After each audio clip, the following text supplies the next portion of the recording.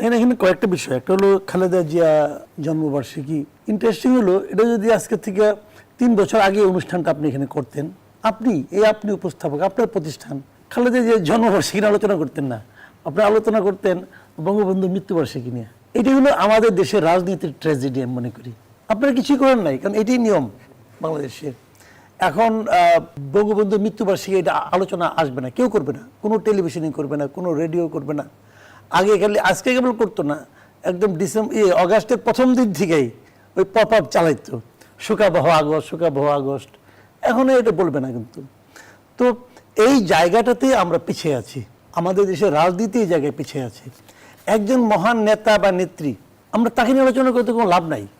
কেউ নাকি জানেন, তারা তো আমাদের আসলে কিছু শিখাইতে পারে নাই, আমরা তো শিখি নাই কিছু। বঙ্গবন্ধু কিছু শিখাতে পারে নাই আমাদেরকে, বেগম খালেদা জিয়াও কিছু শিখাতে পারে নাই।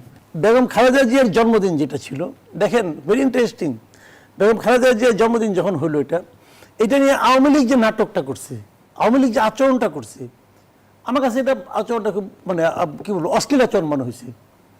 বঙ্গবন্ধু মারা গেছে, এত বড় শোকের ঘটনা আমাদের দেশে খুব কম হয়েছে আমি মনে করি, ভয়ঙ্কর শোকের ঘটনা। কিন্তু তার মানে কি এই যে ওই দিন কারো জন্মদিন হতে পারবে না? তারা তো এটা ঠেলতে ঠেলতে এমন জায়গায় নিয়ে গেছিল, শেষ দিকে খালেদা জিয়া নিজেই বলতো যে আমার জন্মদিন পালন করার দরকারই নাই। উনি নিজেই শেষ দিকে কয়েকটা জন্মদিন উনি বলছে আমার জন্মদিন তোমরা পালনই করো না। উনি বলছেন, কেন বলছেন? ওই যে অস্থিরতা ছিল আওয়ামী লীগের, তার কারণে বলছেন। তো আমার কথা হলো যে বঙ্গবন্ধুর মৃত্যু বিশাল ঘটনা, অনেক শোকের ঘটনা, একটা ফ্যামিলিকে আপনি নিশ্চিহ্ন করে দিয়েছেন। আমি আবার এটাও স্বীকার করি যে বঙ্গবন্ধু ওনার শাসনকাল ভালো চালাতে পারেন নাই, উনি স্বৈরতন্ত্র কায়েম করেছিলেন বাকশালের মাধ্যমে, এগুলি কিন্তু ওনাকে সমালোচনা আপনি করবেন। কিন্তু ওনার এই ব্যর্থতার কারণে ওনার পুত্রবধূ মারা যাবে, একজন পুত্রবধূ সন্তান সম্ভাবনা ছিল, তাকে হত্যা করা হয়েছে, শিশু সন্তানকে হত্যা করা হয়েছে, ওনার স্ত্রীকে হত্যা করা হয়েছে। তো তারা কি অপরাধ করছে? তার আত্মীয় স্বজনকে হত্যা করা হয়েছে, তারা কি অপরাধ করেছিল? এইটাকে আবার ইদানিং দেখে গ্লোরিফাই করা হয়, বলা হয় যে ওইটা তা নাকি মহানায়ক ছিল ইতিহাসের। তো এইগুলি হলো আমাদের দেশের মূল সমস্যা, যে আমরা ইতিহাসকে নির্মোহভাবে বিশ্লেষণ করতে পারি না। আমরা ইতিহাসকে আমার মতো করে প্রতিবার 5 বছর 10 বছর 15 বছর পর পরে আমরা ইতিহাস নতুন করে লিখি, আমরা যে এটাই নতুন ইতিহাস। এবং নতুন ইতিহাসকে জাস্টিফাই করার জন্য, নতুন ইতিহাসকে এস্টাবলিশ করার জন্য আবার অনেক কিছু তৈরি করি, যে মিউজিয়াম তৈরি করি, হ্যান করি তেন করি। ভাই এইগুলো জানেন কি, মানুষকে বিভ্রান্ত করার, জাতিকে বিভক্ত করার একটা প্রক্রিয়া দেশ জুড়ে চলছে। এর থেকে আমি বাড়িতে হবে। অবশ্যই আমি তো মনে করি 15 আগস্ট বেগম খালেদা জিয়ার জন্মদিন, যেহেতু উনি নিজে দেখেন আমার জন্মদিন কবে সেটা সবচেয়ে বড় প্রমাণ হলো আমি কবে দাবি করছি। আমার জন্মদিন মনে করেন বললাম, যেমন আমার জন্মদিন বলি আপনাকে, আমার জন্মদিন হলো 14 আগস্ট। এই পুরো আওয়ামী লীগের সময় আমার বন্ধু বান্ধব আমাকে বলতো যে তোমার তো কানের কাছ দিয়ে গুলি চলে গেছে, কারণ তোমার যদি একদিন পরে হইতো তাহলে তুমি তো পালনই করতে পারতা না। এখন বঙ্গবন্ধুর মৃত্যুর তো 15 বছর আগে আমার জন্ম হয়েছিল। কিন্তু এই প্র্যাকটিসটা আমরা দেখেছি জনাব মাসুদ কামাল, জোর করে শোক পালনে উদ্বুদ্ধ করা, আবার শোক পালন থেকে বিরত রাখা, কোনটি কি কাজে এসেছে? আমাদের জাতীয় রাজনীতির সবচেয়ে দৈন দৃশ্য এটা, যে আমরা এটা চাই নাই ভাই। আমরা একটা ঐক্যবদ্ধ, একই দিনে আমার দাদা মারা যাবে, একই দিনে আমার নাতি হবে, হতেই পারে। আমাদের হযরত মুহাম্মদ সাল্লাল্লাহু আলাইহি ওয়াসাল্লামের কি হয়েছে আপনারা বলেন না কেন? ওনার যেদিন জন্ম সেদিন তো ওনার মৃত্যু, সমস্যাটা কি হয়েছে? মৃত্যুর দিন জন্ম হতে পারবে না? বেগম রোকেয়ার কি হয়েছে? বেগম রোকেয়ার কিন্তু একই জিনিস, যেদিন জন্ম ওই দিনই মৃত্যু। তাহলে ওই দিন আপনি কি করবেন? আনন্দ করবেন নাকি শোক করবেন?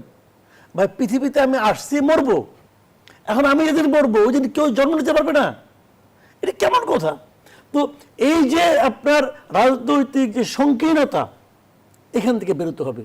এখন আওয়ামী লীগ ক্ষমতায় নাই, এখন আওয়ামী লীগের রাজনীতির উপর অন্তর্বর্তীকালীন সরকার একটা নির্বাহী আদেশ দিয়ে গেছে যেটা স্থগিত থাকবে, অতএব বঙ্গবন্ধুর নাম নেওয়া যাবে না, ব্রাত্য হয়ে গেছে।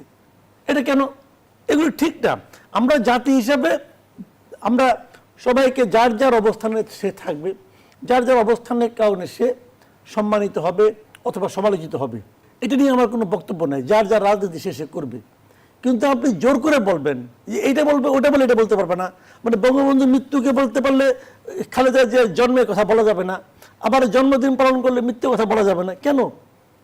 এই জায়গাটা আমি মনে করি আমাদের ভাই এই হওয়া উচিত, আরো অসংখ্য উদার হওয়া ধন্যবাদ উচিত। জানাচ্ছি জনাব। ধানমন্ডি 32 নম্বরে বঙ্গবন্ধু শেখ মুজিবুর রহমানের ভেঙে দেওয়া বাড়ির সামনে জয় বাংলা স্লোগান দেয়া, মোবাইলে ভিডিও ধারণ ও সিঙ্গারা বিলি করার অভিযোগে 3 জনকে মারধর করা হয়েছে। অন্তর্বর্তী শাসনামলে আমরা দেখতাম যে এই যে মব সৃষ্টির এক ধরনের পায়তারা বা মবক্রেসির এক ধরনের আমরা উৎপাত যদি বলি সেটাই তৈরি হয়েছিল, সেই ধারাবাহিকতাকে এখনো আমরা দেখছি। তাই তো দেখলাম 32 নম্বরের সামনে কেউ গেছে যে কিছুটা বলছে, অথবা কেউ ভিডিও করছে, কেউ ফুল দেওয়ার জন্য গেছে, তাকে দেখলাম একটা ভদ্রলোক তাকে ঝাড়ু দিয়ে পিটাচ্ছে, তাকে ঝাড়ু দিয়ে পিটানো হচ্ছে। এবং ইন্টারেস্টিংলি আশেপাশে পুলিশ আছে, তারা কেউ কিছু বলছে না। আরও ভয়ঙ্কর যে প্রবণতাটা, প্রচুর ছেলে মেয়ে, তারা সাংবাদিক কিনা জানি না, তারা মোবাইল দিয়ে ছবি তুলছে। তারা হয়তো এটাকে ছবি তুলে তারা হয়তো ভিউয়ের জন্য সোশ্যাল মিডিয়ায় দিবে, অথবা কেউ কেউ যার যার টেলিভিশনে অথবা অন্য কোথাও ব্যবহার করবে। তো আমার কথা হলো কি, ভাই আপনারা ব্যবসা করেন, বাণিজ্য করেন, কিন্তু একজন লোকের মারছে, পিটাচ্ছে, একজন লোক পিটাচ্ছে, আপনাকে বাধা দিবেন না? তাকে সিগারেট পিটাতে পারে আইন অনুযায়ী? পায় না তো। তো আপনারা কেউ বাধা দিলেন না। কারণ আমি তো মনে হয় এই লোকগুলির চরিত্র এমন, যারা ছবিগুলো তুলছিল, এরা এত নিষ্ঠুর প্রকৃতি, এরা মানুষ কিনা আমার সন্দেহ। ওখানে যদি একজন লোকে কেউ জবও করতো, তাও মনে হয় এরা ভিডিও করতো। জব করার একটা ভিডিও আমি পাইছি, এটা আমি সেল করব। তারা নিজেদেরকে জুলাই যোদ্ধা হিসেবে পরিচয় দিচ্ছিল। তো পরিচয় যে কেউ দিতে পারে। কেউ নিজেকে জুলাই যোদ্ধা তো কি, সে জুলাই যুদ্ধে মানে সে কি করছে? জুলাই যুদ্ধে এই দেশে কে ছিল না বলেন আপনি আমাকে, কে জুলাই যুদ্ধে ছিল না?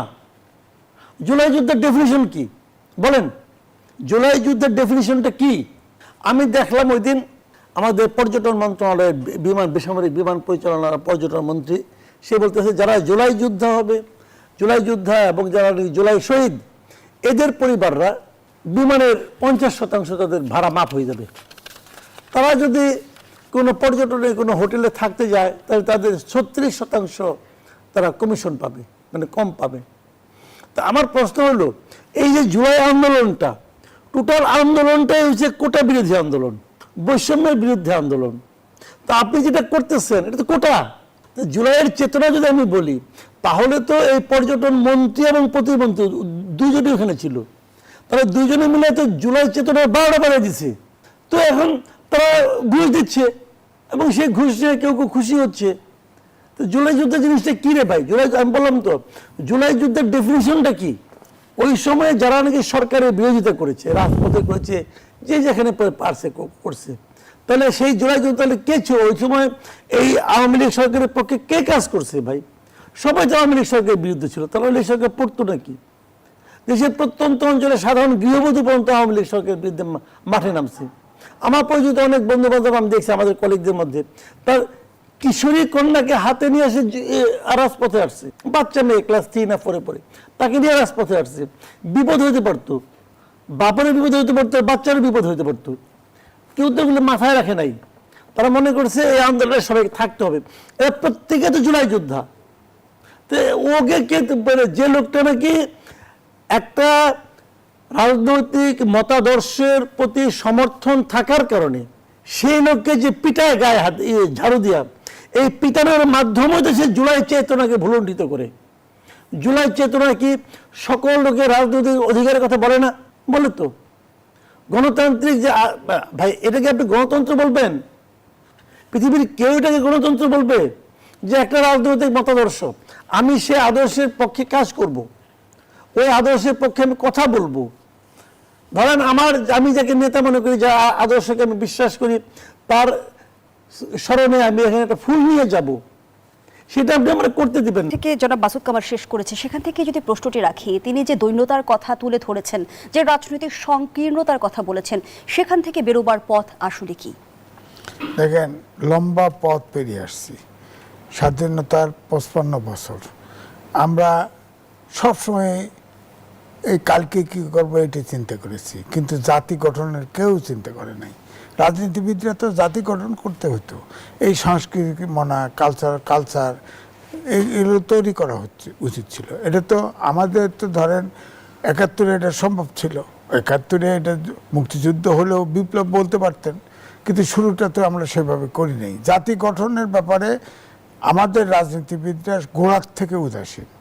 এখন পর্যন্ত আপনি দেখেন সর্বশেষ ইউনিট সরকার আসছে, তারা অনেকগুলো সংস্কার কমিশন করছে, কিন্তু শিক্ষা সংস্কার কমিশন করে নাই। যেমন আমরা ছোটবেলায় পড়ছি, আদর্শ লিপি পড়েছি, যে গাড়ি ঘোড়া চড়ে, লেখাপড়া করে যে গাড়ি ঘোড়া চড়ে সে, এখন লেখাপড়া করে যে গাড়ি চাপা পড়ে সে।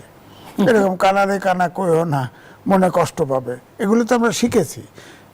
এই যে মানবিকতা যে তৈরি করা, এখন যেটা ধরেন মাসুদ কামাল ভাই ঠিকই বলেছে, ধরেন একজন জন্ম নেবে আর একজন মৃত্যু বরণ করবে, একই দিনে তো হতে পারে, এটা তো বাধা নাই।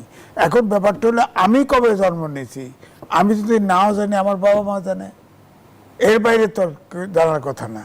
আমার বাবা মা স্কুলে, ধরেন আমরা আগের আমলে আমরা দেখছি স্কুলে বয়স কিন্তু কমিয়ে লেখা হতো, হ্যাঁ কমিয়ে লেখা হতো, জানুয়ারি 1 তারিখে, হ্যাঁ সার্টিফিকেটের বয়স আগের আমলে, ধরেন আমাদের সময়ের সার্টিফিকেটের এজ দেখে আপনি এজ মাপতে পারবেন না, কারণ আমাদের আগে জন্ম নিবন্ধনই ছিল না। ইউনিয়ন কাউন্সিলের চেয়ারম্যানরা সার্টিফিকেট দিত, সেটাই ঠিক। এরকম এখন তো ধরেন কিছু কিছু আছে, জন্মগ্রহণ করার পরে আপনার নিবন্ধন করা হয়, হয়তো কিছু রেকর্ড থাকে, কিন্তু প্রত্যেকটা শিশুর যেদিন জন্ম হয় সেদিন তো নিবন্ধন হওয়া উচিত। আমাদের বাংলাদেশে এখনো এই কালচার তৈরি হয়নি, এখনো না, জাতি গঠন করেই নেই। সুতরাং আমরা যে বলতেছি যে ধরেন বঙ্গবন্ধু সপরিবারে মারা গেছে, এটা তো সত্য, কিন্তু সেই সময় ধরেন আর একজনের জন্ম হয়েছে, এটা হতে পারবে না? হতে পারবে তো, খুবই স্বাভাবিক ব্যাপার, স্বাভাবিক ব্যাপার। এবং ওই যে বললো, উদাহরণ দিল যে হযরত মুহাম্মদ সাল্লাল্লাহু আলাইহি ওয়াসাল্লাম জন্ম মৃত্যু একদিন, বেগম রোকেয়ারও তাই। তো এখন কোনটা করবে, শোক করবে না আনন্দ করবে, কোনটা করবে? তো এই জন্যে আমার মনে হয় যে এ ব্যাপারে ব্যক্তির স্বাধীনতাটাই দরকার। তো এখন যেটা হলো, ধরেন বেগম খালেদা জিয়া, তার যেটা জন্মদিনের চাইতে আরেকটা দিন আছে, ধরেন তিনি যে কমপক্ষে 50 থেকে 60 বার আমার সাথে কথা হয়েছে, দেখা হয়েছে, আমি দেখেছি। উনি অল্প কথা বলতেন, অল্প কথা বলতেন, কিন্তু শেষ পর্যন্ত শুনতেন বেশি। শোনার পরে যে সিদ্ধান্তটা নিতেন, এই সিদ্ধান্তটা কিন্তু সাংঘাতিক ঐশ্বরিক ক্ষমতা ছিল এবং স্বশিক্ষিত ব্যক্তি ছিল। তিনি যে সিদ্ধান্ত নিতেন, সিদ্ধান্ত কখনো ভুল হতো না এবং সিদ্ধান্তে সে আপোষহীন ছিল। এবং হোসেন মোহাম্মদ এরশাদের বিরুদ্ধে আন্দোলন করতে গিয়ে আপনি খেয়াল করে দেখেন, 1/11-এর সময়ও খেয়াল করতেন, শেখ হাসিনা আত্মসমর্পণ ঠিকই করলো, সে বিদেশ চলে গেল, কিন্তু বেগম বিদিয়া কিন্তু জান নাই। এবং আপনি দেখেন সে মৃত্যুকে আলিঙ্গন করছে, কিন্তু আপোষ করেন নাই, আপোষ করেন নাই। এই যে আপনি বলতে পারেন যে 60 বার দেখা হলো কেমনে, কারণ আগে হরতাল কালচার ছিল, হরতাল দিলেই উনি নিয়ে আমাদের সাংবাদিকদের একটা টিম, সিনিয়র টিম নিয়ে আড্ডা মারতেন এবং তিনি আলোচনা করতেন, শুনতেন, কিন্তু তিনি সিদ্ধান্ত নিতেন, অল্প কথা বলতেন।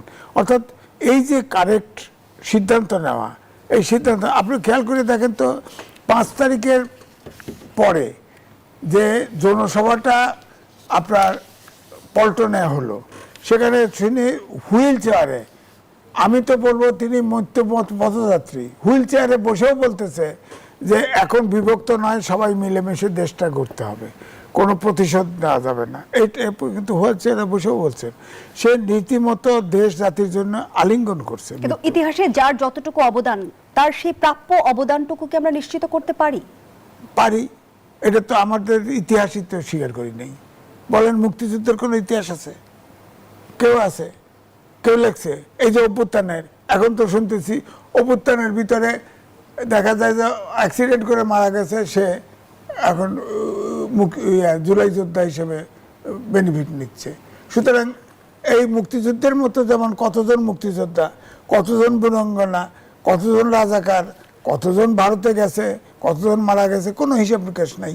হ্যাঁ, তো ঠিক জুলাই, এই যে অগাস্টে যে বিপ্লব হলো, 5 তারিখে অগাস্টে পর্যন্ত জুলাই, ধরেন জুলাই আগস্টে আন্দোলন হলো, এটারও ইতিহাস লেখা হচ্ছে না। এবং এটার দাবি করা হচ্ছে কে এটার মাস্টার মাইন্ড ছিল, অর্থাৎ কে সামনের দায়িত্ব ছিল। এবং যারা মাসুদ কামাল যে বিষয়টি তুলে ধরেছেন যে ক্ষমতার পালাবদলের সঙ্গে সঙ্গে ইতিহাসও বদলে যায়, নতুন করে ইতিহাস লেখা হয়, আসলে ইতিহাস কি তাই? ওইটাই তো বলছি যে আমরা তো জাতি যদি গঠন করতে পারতাম, ওই আগের দিনে আমরা ছোটবেলায় দেখছি যে মানুষ দরিদ্র ছিল কিন্তু মনে কষ্ট ছিল না, কারণ এখন মানুষ সব বৈষয়িক হয়ে গেছে, রাজনীতিবিদরাও বৈষয়িক হয়েছে, কারণ তারা ওই আগের ইতিহাস যেটা ছিল ওটা পাল্টায়া তার পক্ষে মাইলেজ নিতে চায়, সে সবসময় শ্রেষ্ঠ এটা প্রমাণ করার প্রতিযোগিতায় থাকে। এবং আমরা এই জন্য দেখেন আমাদের দেশে কিন্তু এখনো অনেক বলা হয় অনেক সূচকে এগিয়েছি, কিন্তু রাজনৈতিক সূচকে পিছিয়ে গেছি। আপনি বলেন কোন দলটার ভিতরে কোন ডেমোক্রেসি আছে বলেন? আমাকে ডেমোক্রেসি তো সবাই খাওয়াচ্ছে। অভ্যুত্থানের পরে শেষের দাবি ছিল ফ্যাসিবাদের বিলোপ চাই, তো সেটা তো গণতন্ত্র, আইনের শাসন, সুশাসন চাই। তো এটা কোন দলের মধ্যে আছে বলেন তো দেখি, কোন দলে আছে? একটা দলের নাম বলেন আছে? নাই। সুতরাং অর্থাৎ আমরা গণতন্ত্রের জন্য মুক্তিযুদ্ধ, মৌলিক গণতন্ত্রের বিরুদ্ধে যুদ্ধ ঘোষণা, ইলেকশন হলো, দায়িত্ব ক্ষমতা ছাড়লো না আইয়ুব খান, তারপরে মুক্তিযুদ্ধ। তো এই জন্যই বলছি যে আমরা শুরুর থেকে আমাদের জাতিটা গঠন করা উচিত ছিল, কালচারটা তৈরি করা উচিত ছিল। আমরা সেই কালচার তৈরি করতে পারি নাই। এই জন্যেই এখন রাজনীতিবিদরা শুধু আপনি খেয়াল করে দেখেন একে অপরের শুধু কিভাবে মেলাইন করবে, একে অপরের মাইলেজ পাবে, এই চেষ্টায় ব্যস্ত থাকে। যেমনটি সাবেক অন্তর্বর্তী সরকারের আইন উপদেষ্টা আসিফ নজরুল বলেছেন, বঙ্গবন্ধুর অবদান অতুলনীয়, তিনি স্বাধীনতার স্থপতি। কিন্তু একটি প্রশ্ন রাখতে চাই যে শেখ হাসিনার অপরাজনীতির কালিমার কারণে কি বঙ্গবন্ধুর অবদান কোনোভাবে মুছে ফেলা সম্ভব? না, দেখেন বিএনপি তো বলে যে জিয়াউর রহমান প্রথমে তিনি হেড অফ স্টেট হিসেবে স্বাধীনতা ঘোষণা করেছিল, তারপরে কারেকশন দিয়েছে যে তিনি বঙ্গবন্ধুর পক্ষে স্বাধীনতা যুদ্ধের ঘোষণা দিয়েছে। বঙ্গবন্ধু তো সামনে রেখে যুদ্ধ হয়েছে, এটা তো অস্বীকার্য নয়, এটাকে স্বীকার করতে হবে। তো যে সে আমাদের গ্রেট লিডার, অভ্যুত্থান ঘটাইছে বলেন, জনগণকে জাগরিত করছেন, সব তো সে করছেন, এটা ঠিক। কিন্তু জিয়াউর রহমান সেক্টর কমান্ডার ছিল, তিনি তো বঙ্গবন্ধুর পক্ষে স্বাধীনতার ঘোষণা দিয়েছেন, এটা বিএনপি স্বীকার করে। সুতরাং আমার কথা হলো কাউকে শেষ করে ইতিহাস থেকে মুছে ফেলতে চাই কেন? ইতিহাস থেকে মুছে ফেলার স্কোপ নাই তো। আপনার ইতিহাস ঘুরে ঘুরে ফিরবেই। যে সরকার ক্ষমতায় আসে অন্যজনকে অপমান করতে, অপদস্থ করতে চাইলে, ইতিহাস থেকে মুছে ফেলতে চাইলে পারবে না তো। এই যে আওয়ামী লীগ তো চেষ্টা করেছে, 17টা বছর মুক্তিযুদ্ধকে পুঁজি করে সব চেষ্টা করেছে, পারে নাই তো। এই ধরেন মুক্তিযুদ্ধের সময় এই যে পুরো ফ্যামিলি মেরে ফেলছে, শেখ হাসিনা তো থাকে নাই, সে জার্মান হয়ে ভারতে আশ্রয় নিয়েছিল। তারপরে দেখেন 1/11-এর সময় বেগম খালেদা জিয়া কিন্তু আত্মসমর্পণ করে নাই, সে দেশেই ছিল, কিন্তু উনি কিন্তু ঠিকই চলে গেছিলেন। তারপর 24-এও তিনি চলে গেলেন, কারণ 24-এ যখন অভ্যুত্থান হলো তিনি রাজনীতি করেন, তিনি তো সেনাবাহিনী এসএসএফ পাহারারে ছিল, তিনি তো সেনানিবাসে আশ্রয় নিতে পারতেন, নেন নাই তো, তিনি পালিয়ে গেছেন। সুতরাং আমি বলবো যে রাজনীতি করতে হলে, যেমন আমি বলি অনেক সময় যে আগে যখন প্রেসিডেন্ট হতো তখন আমি আব্দুর রহমান বিশ্বাসের কথা বলছিলাম, যে তিনি দেখেন তিনিও কিন্তু তাকেও বলা হতো তিনি শান্তি বাহিনীর প্রধান ছিল, কিন্তু তিনি প্রেস ক্লাবে দাঁড়ায় আছি, ট্যাঙ্ক চালাই দিছে, সেনা প্রধানকে স্যাক করে দিছে, কু করা নিছিল, সেটাকে ট্যাকেল করছে। দেশে তো প্রেসিডেন্টের এক সময় গুরুত্ব বেড়ে যায়, দেশে তখন ক্রাইসিস তৈরি হয়। তো সুতরাং আমরা তো এখন ধরেন যে আপনি ওই যে আগে পড়লেন, এখন ধরেন যে এই যে সরকার যে গঠন হয়েছে, আর যখন শেখ হাসিনা সরকার গঠন করছিল এই টকশোতে বলছি কচি কাচার আসর, এখন কি বলবেন? এখন তো দেখি সব তরুণ, এটা কি শিশু বলবেন? কি বলবেন বলেন?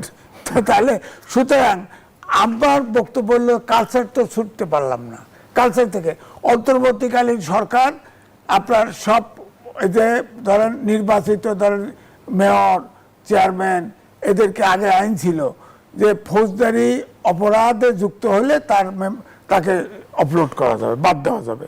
কিন্তু ইউনিট সরকার এসে বললো যে না, সরকার চাইলেই বাদ দিতে পারবে, সব ইলেকটেড পজিশন সব চেঞ্জ করে দিল। এই সরকার এসে প্রশাসক বসায় দিল, প্রশাসক বসান, কারণ জায়গা তো শূন্য থাকবে না। কিন্তু আপনি একটা বাইছে দলীয় সব লোক একদম ব্লাড টেস্ট করে বসালেন কেন? এখন প্রশ্ন উঠছে। তো আপনি তো কিছুটা অন্তত পক্ষে যোগ্য লোককে আপনি বলেন তো, এই যে ডিসি সব ক্ষমতার উৎস, ডিসি কি আইনস্টাইন হতে হয় নাকি? আইনস্টাইন হতে হয়? ডিসি ইলেকশন কমিশনে আপনি দেখেন এক চিমটি আমলা 2 চিমটি 1 চিমটি রিটায়ার্ড একটা ব্রিগেডিয়ার জেনারেল আর জেলার থেকে একজন নারী আইনে ঢুকায় দেয়। কেন আমরা পারি না? এই যে আপনার বলেন ইলেকশন কমিশনে আপনার রিপোর্টার্স ইউনিটি একটা বড় 2,500 ভোটার, ইলেকশন কমিশন তো চেয়ারম্যান আমি থাকি, কোনো সমস্যা তো হয় না, কোনো তো হয় না। কিন্তু এই ইলেকশন কমিশনরা যেহেতু আমলার থেকে নেন, আমলার কাজই হচ্ছে অনুগত থাকা, ইলেকশন সবসময় ইয়ে করে, সরকারের ভাও বুঝে কাজ করে। সুতরাং আপনার কথা হলো যে আগে সুপিরিয়র সার্ভিস ছিল আপনার ইয়েতে আমরা প্রশাসনে, সুপিরিয়র সার্ভিস এখন নেই।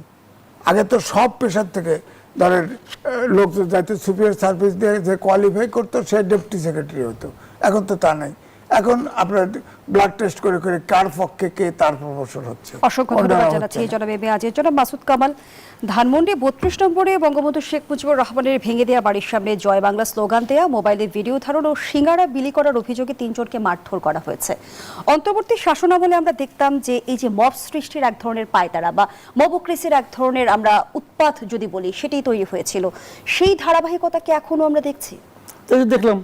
তাই তো দেখলাম 32 নম্বরের সামনে কেউ গেছে যে কিছুটা বলছে, অথবা কেউ ভিডিও করছে, কেউ ফুল দেওয়ার জন্য গেছে, তাকে দেখলাম একটা ভদ্রলোক তাকে ঝাড়ু দিয়ে পিটাচ্ছে, তাকে ঝাড়ু দিয়ে পিটানো হচ্ছে। এবং ইন্টারেস্টিংলি আশেপাশে পুলিশ আছে, তারা কেউ কিছু বলছে না।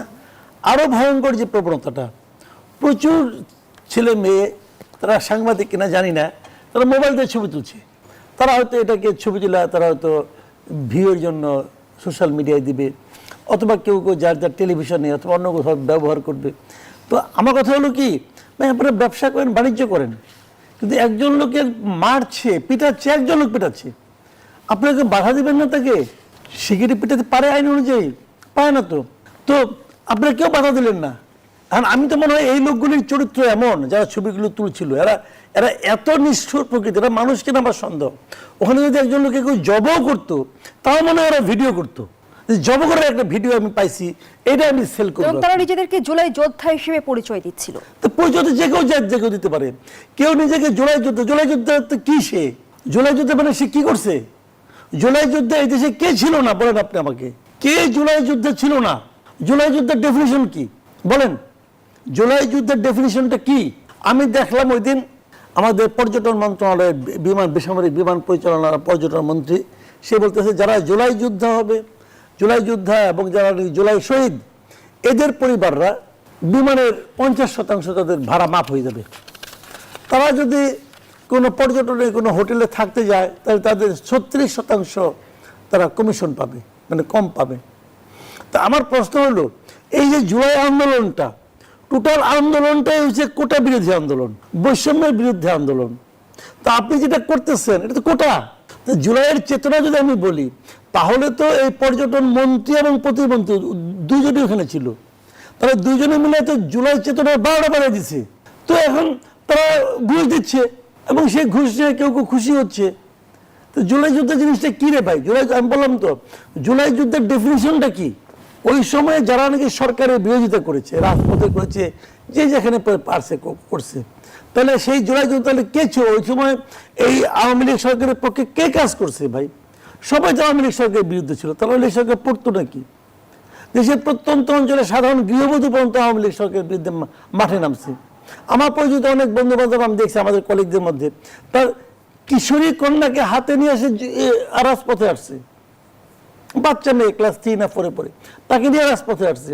বিপদ হইতে পারতো, বাপেরও বিপদ হইতে পারতো, বাচ্চারও বিপদ হইতে পারতো। কেউ তো ওগুলো মাথায় রাখে নাই। তারা মনে করছে এই আন্দোলনে সবাই থাকতে হবে। এরা প্রত্যেকে তো জুলাই যোদ্ধা। তো ওকে কে, যে লোকটা নাকি একটা রাজনৈতিক মতাদর্শের প্রতি সমর্থন থাকার কারণে সেই লোককে যে পিটায় গায়ে হাত ঝাড়ু দিয়া, এই পিটানোর মাধ্যমে তো সে জুলাই চেতনাকে ভুলণ্ঠিত করে। জুলাই চেতনা কি সকল লোকের রাজনৈতিক অধিকারের কথা বলে না? বলে তো। গণতান্ত্রিক যে ভাই, এটাকে আপনি গণতন্ত্র বলবেন? পৃথিবীর কেউ এটাকে গণতন্ত্র বলবে? যে একটা রাজনৈতিক মতাদর্শ, আমি সে আদর্শের পক্ষে কাজ করব, ওই আদর্শের পক্ষে আমি কথা বলবো, ধরেন আমি যাকে নেতা মনে করি, যা আদর্শকে আমি বিশ্বাস করি, তার স্মরণে আমি এখানে একটা ফুল নিয়ে যাব। জনাব মাসুদ কামাল, যেমনটি প্রধানমন্ত্রী বলেছেন, রাস্তায় দাঁড়িয়ে ভাঙচুর করার রাজনীতির দিন এখন নেই, জনগণ আর সেই রাজনীতি সমর্থনও করে না। এর মধ্য দিয়ে বিরোধী দলকে কি প্রধানমন্ত্রী কঠোর রাজনৈতিক অবস্থানের ইঙ্গিত দিলেন? না, ইঙ্গিত কঠোর দিলেন কিনা সফট দিয়ে আমি যাই না, তবে আমি ওনার সঙ্গে একমত। ভাই, আপনার রাস্তায় দাঁড়িয়ে ভাঙচুর করলে কি সমস্যা মিটবে? সমাধান হবে? আপনি আলোচনা করেন, আপনি সমালোচনা করেন, কোনো সমস্যা তো নাই। এখন তো সমালোচনা করার অনেক প্ল্যাটফর্ম আছে, তাই না? আপনি যদি মনে করেন যে আপনার জন্য কোনো পাবলিক প্ল্যাটফর্ম নেই, আপনি সোশ্যাল মিডিয়ায় যান। সোশ্যাল মিডিয়ার সমালোচনা তো অনেক মানুষ যদি গ্রহণ করে সমালোচনাটা আপনার, এটার মাধ্যমে একটা জনমত গড়ে উঠবে। দেখেন, একটা কথা বলি, একটা সরকারকে 5 বছরের জন্য দেশের মানুষ ভোট দিয়ে ক্ষমতায় পাঠাইছে। তারা ওখানে গিয়েছে, তারা দেশের জন্য কাজ করবে, এবং তারা কাজ করতে যেয়ে যদি কোনো ঝামেলা করে, যদি কোনো ব্যর্থতার পরিচয় দেয়, সেটা কিন্তু জনগণ কিন্তু দেখতেছে প্রতিদিন, এবং জনগণ তার সমালোচনা করবে, এবং সেই সমালোচনাগুলো সরকার তাদের নিবে, বিবেচনায় নিবেন, নিয়ে তারা সেভাবে নিজেদেরকে রেকটিফাই করবেন। কিন্তু বিরোধী দল যখন বলছে সরকারকে মেয়াদ পূর্ণ করতে দেওয়া হবে না, যখন আবারও গণ-অভ্যুত্থানের মতো কর্মসূচির হুঁশিয়ারি দেওয়া হচ্ছে, অনিবার্য বিদ্রোহের কথা বলা হচ্ছে, তখন আসলে সেটা কতটা গণতান্ত্রিক চর্চা, কতটা বিরোধিতা? যদি বিরোধী দলের সেই ক্ষমতা থাকে, করুক না, আমার তো কোনো না নাই। যদি বিরোধী দল মনে করে তারা সরকারকে ক্ষমতা মেয়াদ পূর্ণ করতে দেবে না, তো করুক, সেটা তার তো সেই বলার অধিকার আছে, আমার তো কোনো আপত্তি নাই। তাদের সেই বলার অধিকার আছে, তারা বলতেই পারে যে আমরা তাদের ক্ষমতা পূরণ করতে দিব না। যদি আপনার যদি সেই ক্ষমতা থাকে তো করেন না রে ভাই, করেন, আমরা দেখতে চাই, করেন। মানুষ, তাদেরকে বুঝতে হবে যে মানুষ তাদের এই আচরণটাকে কীভাবে নিচ্ছে। ভাই, আপনি রাস্তার মধ্যে চিৎকার চেঁচামেচি করলে আপনার পেছনে হাজার হাজার লক্ষ লক্ষ মানুষ জড়ো হয়ে যাবে, তা তো হচ্ছে না, হচ্ছে। বর্তমান অর্থনৈতিক বাস্তবতায় রাতারাতি সকল সমস্যার সমাধান সম্ভব কি? সেটা আমি বলতে পারবো, সেটা সরকার বলতে পারবে। তবে ভাই, আপনি বাস্তবতার কথাটা আমাকে শুনে লাভ নাই, কারণ আমার কথা হলো কি ভাই, আমি এত বুঝি না।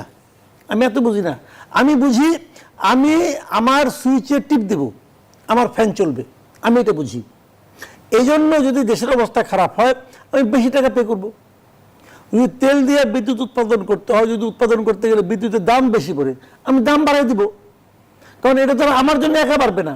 যদি সরকার আমাকে ভালোবাসে, সে আমাকে সাবসিডি দিবে, সেটা তার ব্যাপার। আমি এইটার উপরে সিদ্ধান্ত নেব যে আগামীতে এই সরকারের সঙ্গে আমি থাকবো কি থাকবো না, আগামীতে এই সরকারকে আমি ফিরিয়ে আনবো কি আনবো না। যদি আমি বাড়তি না পাই, আনবো না। যদি বাড়তি পাই, আবার আনার চেষ্টা করব।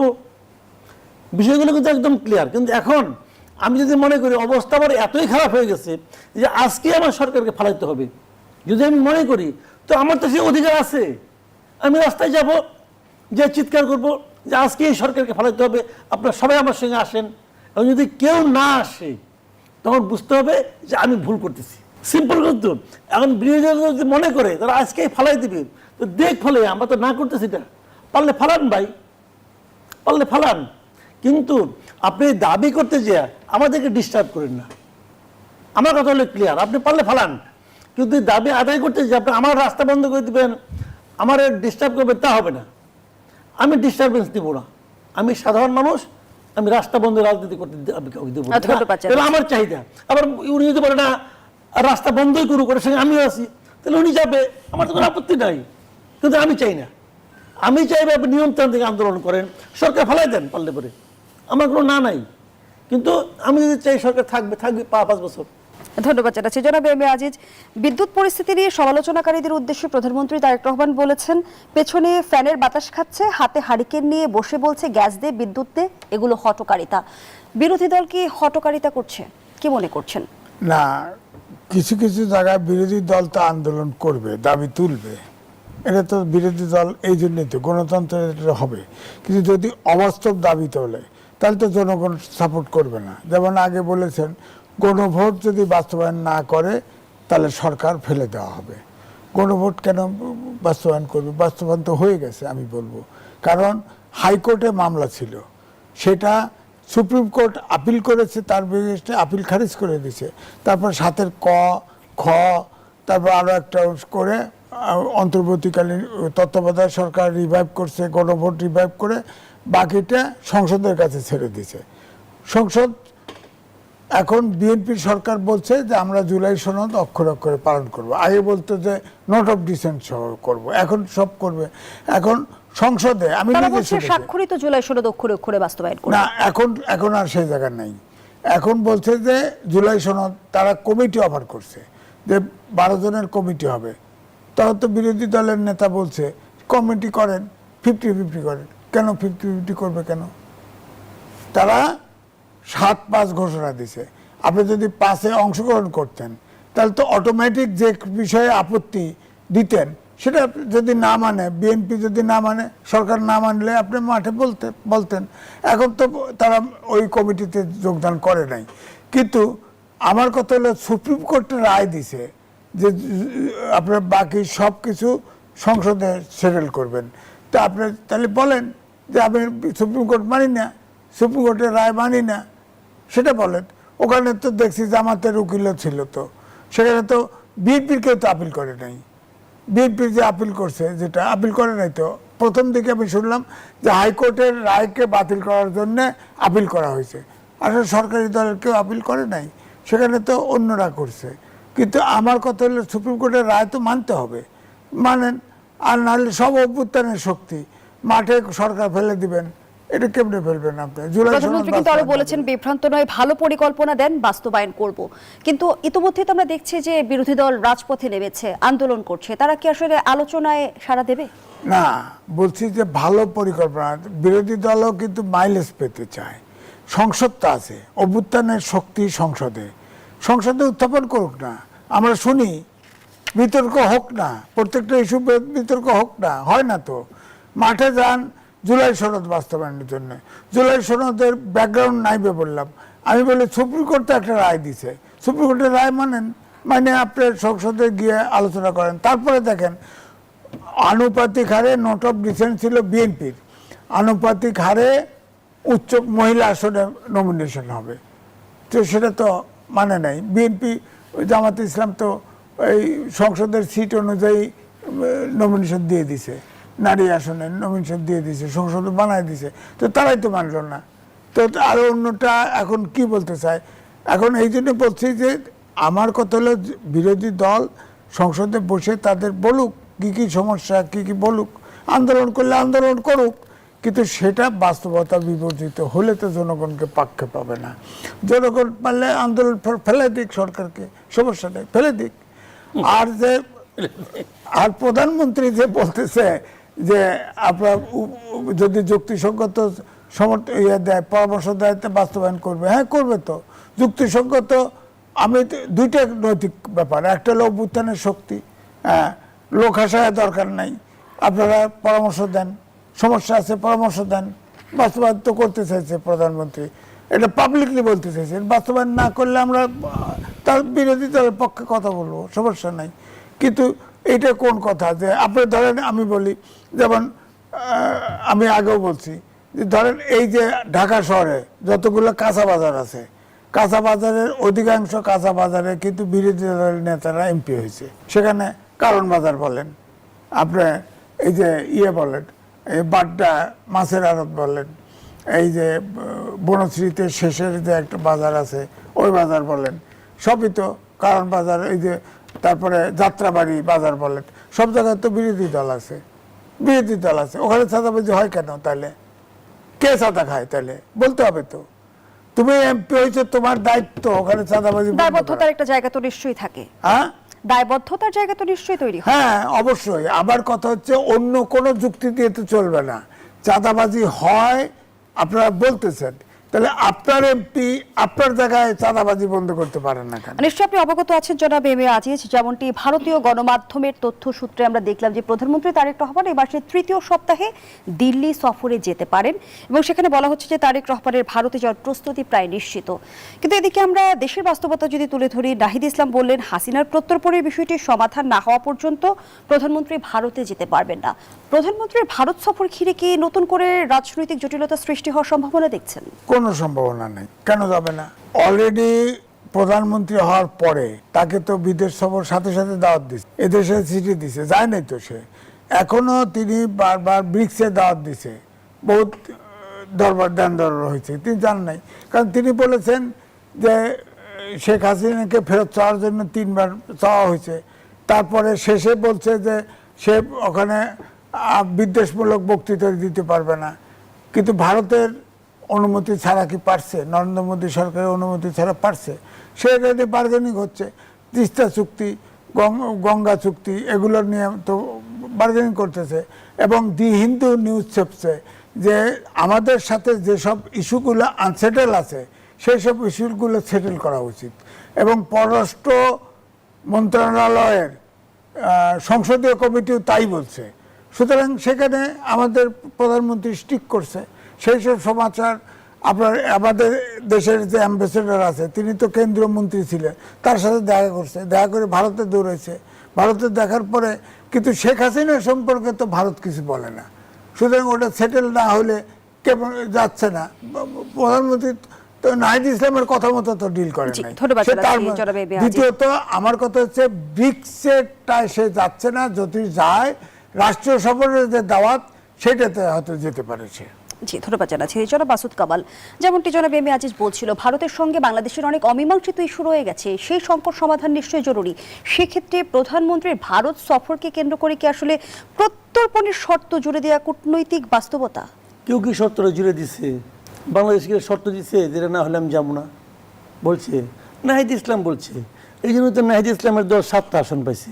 6টা নাহিদ ইসলামের দল তো 6টা আসন পাইছে, এই জন্যই তো পাইছে।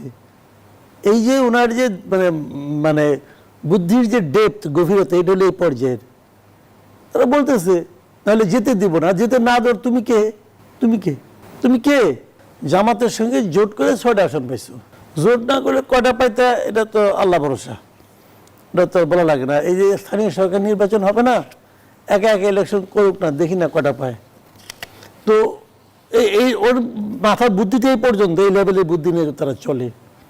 তারেক রহমান তো দেশের প্রাইম মিনিস্টার, তার বুদ্ধি তো অল লেভেলে থাকলে তো দেশ দিয়ে আতঙ্কে থাকতাম আমরা। তো তারেক রহমানের যে সিদ্ধান্ত, যেটা উনি যেটা করতে যাচ্ছেন, ওনার কি ইকুয়েশন আমি জানি না, কিন্তু আমি মনে করি যে শেখ হাসিনাকে ফেরত আনা না আনা এগুলি একটা ইস্যু।